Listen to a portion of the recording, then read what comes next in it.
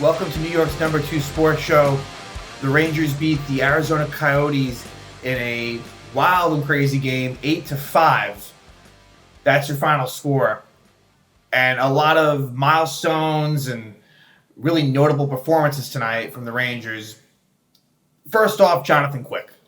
So Jonathan Quick, who allowed 5 goals, didn't play particularly well in this game, but he gets his 392nd win and passes Ryan Miller for most wins by a U.S.-born goaltender. So this is someone who's going to be in the Hall of Fame. His accomplishments are very, very remarkable. And he's been around for a while now. And, you know, what he did for the LA Kings, he was so good in the 2012 playoff run where they beat the Devils. And unfortunately for Ranger fans, pretty damn good in 2014 as well. But, I think that you really appreciate, because look, like Jonathan Quick, you knew about him, obviously, bringing up 2014, but he was always the Western Conference. So it's not something you can really appreciate or be exposed to as much, but just he's been so much better than I would have thought. He has, his game has tailed off a little bit lately, but he's able to get wins. And he's gotten a lot of goal support. I'll say that because there have been a lot of games that I can think about where he was the one in net, and he's received a lot of help. But still, he has been excellent, and in the room as well. It seems like he's a leader in there. He's got cup experience, and he grew up a Ranger fan. So you combine all of that, and this was, I think they really wanted to get this win for him in his first opportunity because, he hadn't played in a while, but his last game was a win. And so this was his first chance to, pass Ryan Miller. So, yeah, that happens. Also, Alexis Lafrenière gets a hat trick, 5 points. He is just getting better and better. It's been one of the biggest positives of this season. That line all year long. Well, I shouldn't say all year long. I mean, since they were put together, because originally it was Hedl in the middle. It's long ago. It was actually Panarin, Hedl, and Lafrenière. But then once Hedl got hurt, they moved Trocheck into that spot, and it's just been magic between those three. I mean, their stats tonight are nuts. Lafrenière with the 5 points. Panarin with a ho-hum 4 points. He didn't even look. His goal was an empty net goal. Panarin wasn't even, I'd say, the best we've seen from him, and yet he's able to just put out 4 points, no big deal. And then Vincent Trocheck was a +6. You do not see that sort of stuff, +6. So they've just been so important for this team, really amazing. There was a lineup change. Jacob Trouba did return to the lineup. And Chad Ruedel, as expected, would be the healthy scratch. Keep in mind, Eric Gustafsson did not make the trip, so he's still out. And what they decided to do, I wasn't surprised about, but I wish they hadn't done it. So I will try to cut Trouba some slack since he just came back. I acknowledge that, right? Let's just put that right out there. But you can't tell me, I'm not saying that Jacob Trouba should be out of the lineup. I'm saying that he should be getting third pair minutes. It should be Miller with Schneider, and it should be probably Gustafsson with Trouba. Or as long as Gustafsson's out, it should be Jones with Trouba. That's what it is. And so he did not play well tonight, but he just came back. So we'll let that slide. But, there was only one Ranger defenseman that was a minus, and it was Trouba, who was -2. He was the only one. And, I feel like he brings K'Andre Miller's game down. So decisions like that could be the difference between winning and losing a series.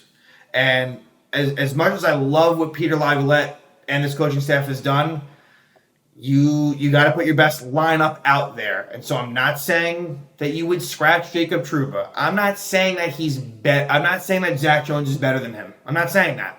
What I'm saying is that Trouba should be playing more 15 to 17 minutes a night, not 22 to 24 minutes a night. It just shouldn't be. And because he is who he is, I really do think that factors into it, sadly. So, we'll that'll be more of a conversation, I think, in the playoffs. For now, you enjoy the wins. I think there's going to be more wins coming, regardless of where he is in the lineup. But his return was not one that I was looking forward to. But I digress. So, Matt Rempe was a healthy scratch again. I think at this point, he's probably your lead candidate to be a healthy scratch. I don't think that's going to last the whole time. Even if they're healthy, I think they'll get him back in there. But I think for now, if it were game one of the playoffs coming up, Matt Rempe's probably your forward healthy scratch.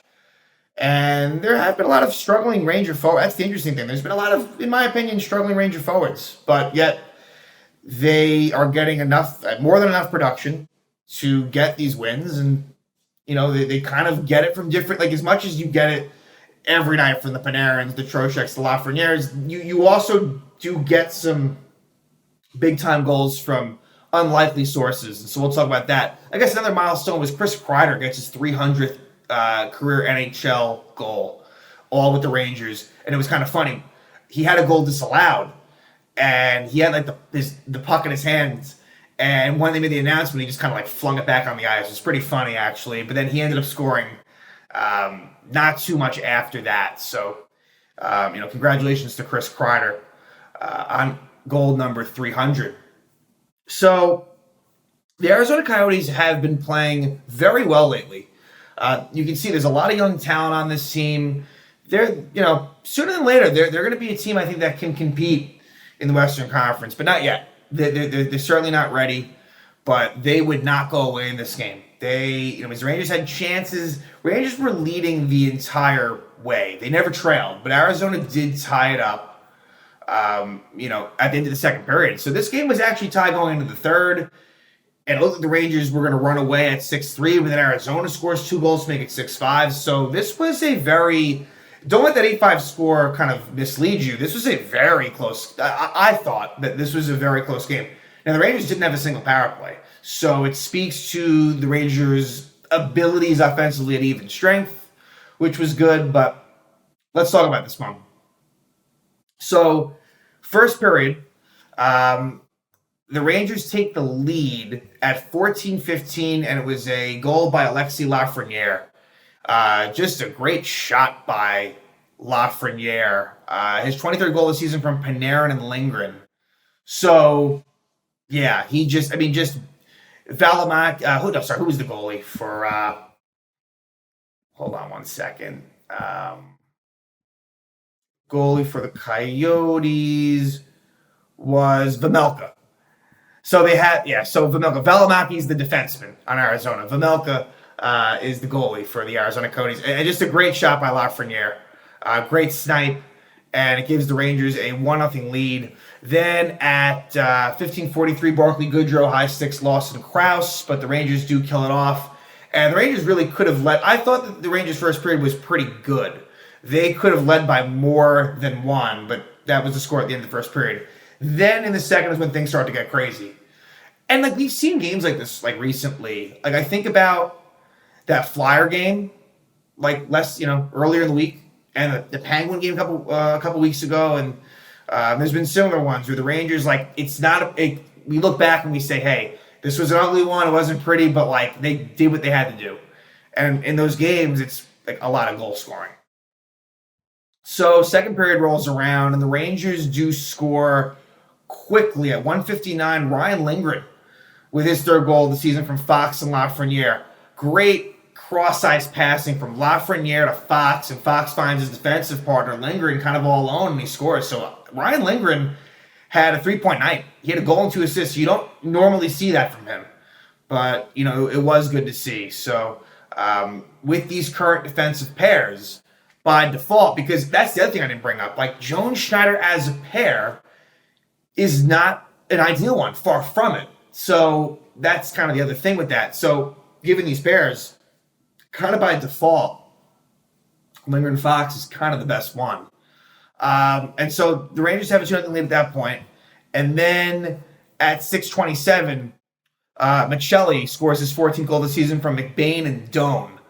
So that makes it 2-1 at that point. But the Rangers with the quick response, as they do a lot. 18 seconds after the Coyote goal, Lafrenière scores his 24th goal of the season from Trocheck and Panarin. So great passing play. And Lafrenière has really, not always, but we know he has a really lethal backhand. He is not afraid to go to that. And, so a really nice goal by Alexis at that point, a second goal of the night, and it makes it 3-1. But then the Rangers, the second period defensively was a bit of a struggle. And at 11:06, Clayton Keller scores his 32nd goal of the season from Schmaltz. That makes it 3-2. And then later in the period of 19-18, Nick Bukestad scores his 21st goal, assisted from Schmaltz. So I could go into more of the details. I'm not going to.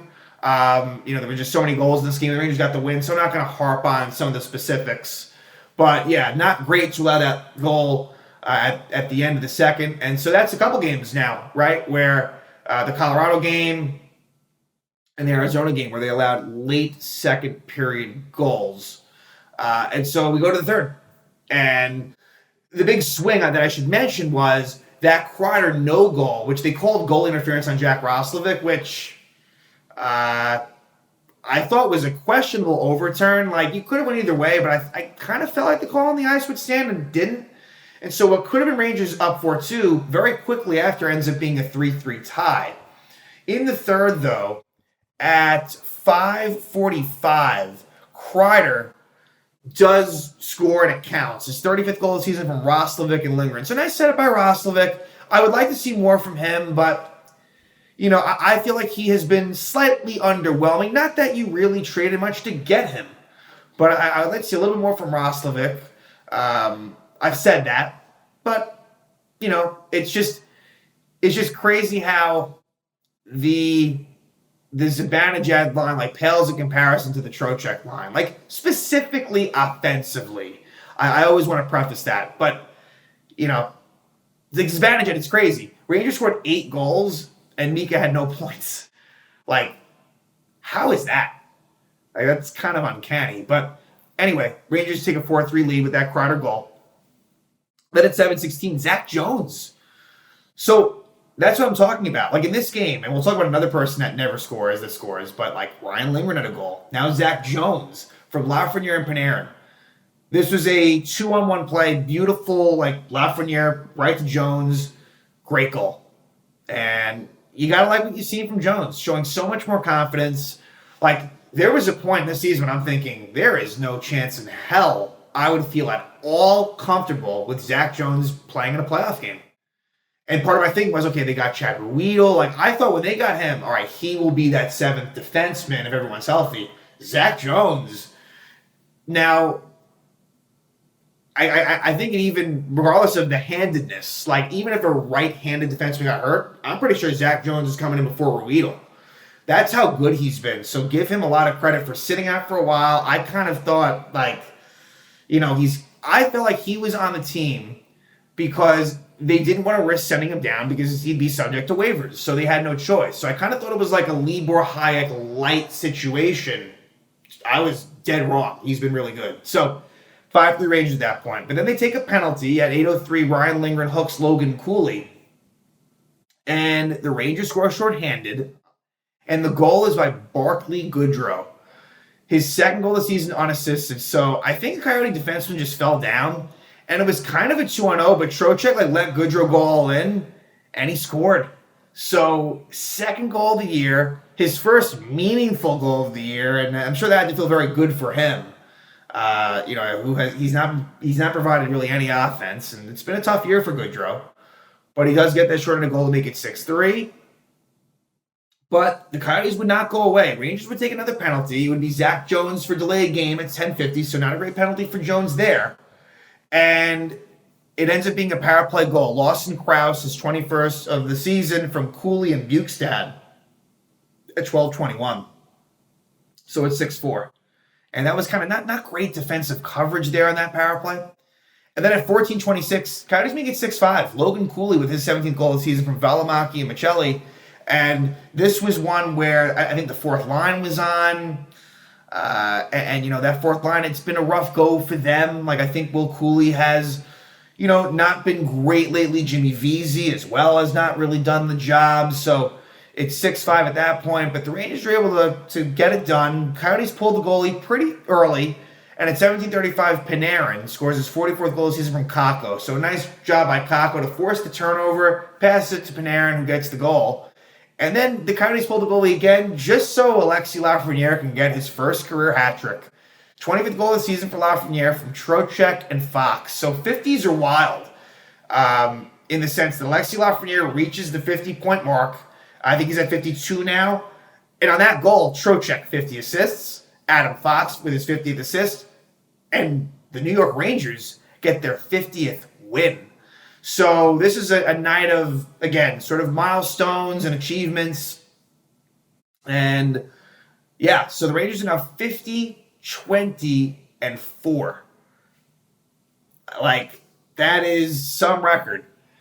So the Rangers are, sit atop the NHL standings, but that all said, like, Carolina continues to do really well. So the Rangers are 3 points ahead of Carolina, and the Rangers have a game in hand. So, like, they're in a decent position. But with 8 games to go, it's far from over.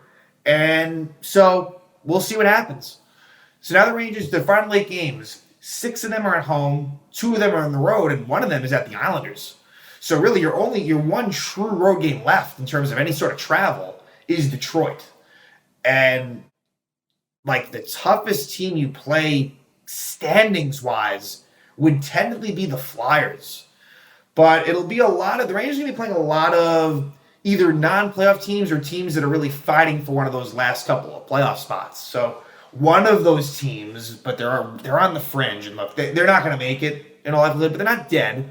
It's the Pittsburgh Penguins, who the Rangers play next. And it's actually the Penguins' first and only trip to MSG. So on April 1st, a divisional team will finally make their first stop at MSG.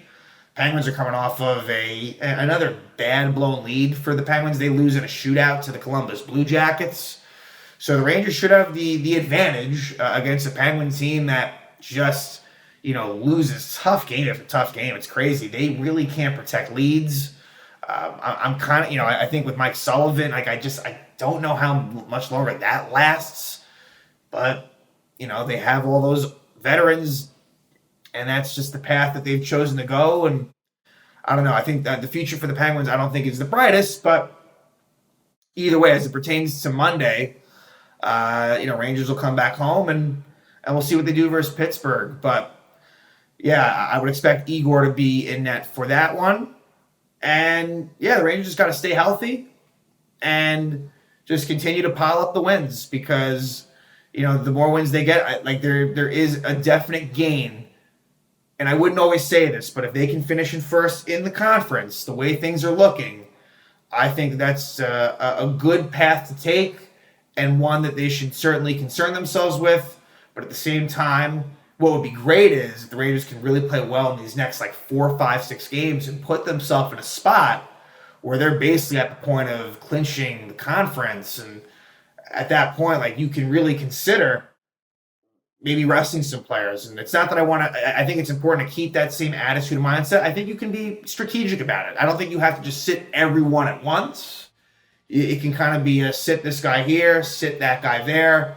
But we'll see if it even becomes a situation like that, because if the standings are close, as they should, they're going to go for it fully, with the normal lineup. So we'll see what April brings for the Rangers, but March ends well for them. They win at the Arizona Coyotes 8-5. Alexis Lafrenière with a hat trick and 5 points, and Jonathan Quick passes Ryan Miller for most wins with 392 by a U.S.-born goalie.